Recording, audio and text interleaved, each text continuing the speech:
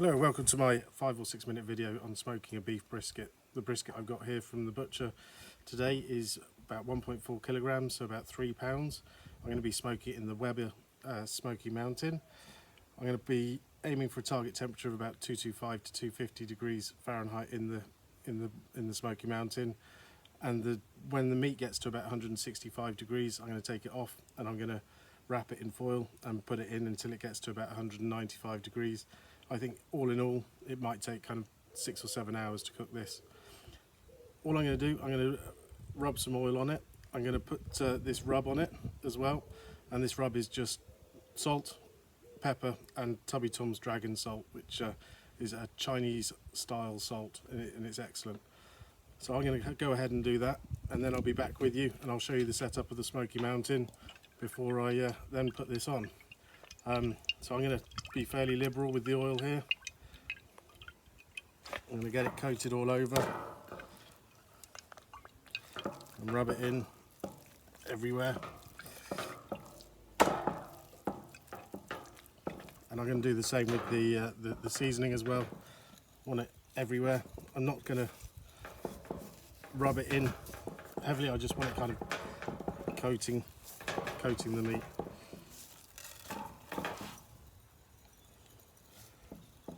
Okay, so this is nearly ready, and now I'll show you the setup on the Smoky Mountain. So now I'm going to go over the setup of the Weber Smokey Mountain. I've got about a layer and a half of heat beads in here. The heat beads I'm using are really good. They maintain a good heat throughout the cook and they last forever. I've put some in the chimney starter along with some lumpwood charcoal. I put the lumpwood at the bottom just to get that going, because that'll get going a lot quicker and then it'll get the heat beads going. A couple of chunks of wood, I've been soaking them a little bit in water. I'm just going to place them near to the vents so that it draws the smoke back through. Then put this on. I've already put a lot of water in the bucket here. I've got 3 temperature gauges. I'm going to have one in the lower grill. I haven't really used that for cooking at all yet, so I want to see the temperatures of that, so I'll be making notes of the temperatures of that when I'm checking the meat temperature. I'm going to have one directly in the meat, and I'm going to have one for a temperature at the top grill. When I get the meat to about 165, I think I said, I'll be taking it out and wrapping it.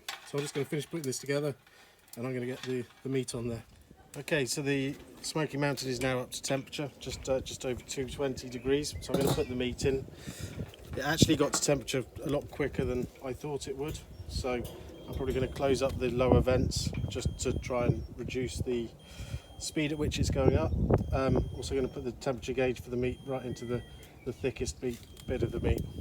So see you when it gets up to 165 degrees. So the beef's been in for just over 4 hours. It's hitting about 170 degrees now.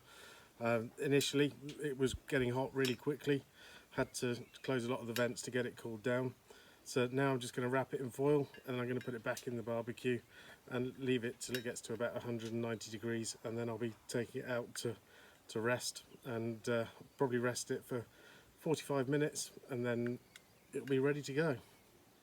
So the beef has been resting now for about 45 minutes. I took it out after another hour and 20 minutes wrapped in foil. One of the things I didn't mention was the fact that when I put it in the foil, I drizzled a bit of maple syrup in there, mainly down to how well that worked with the ribs I did the other day. So now just having a look, it's looking pretty good. And transfer it to the chopping board. Try and retain some of those juices to pour over it afterwards.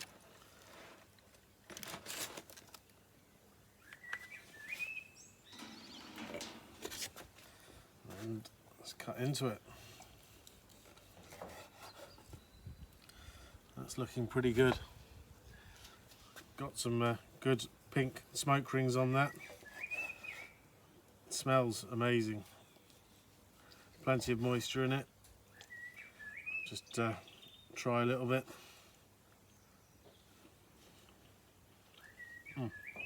That tastes superb.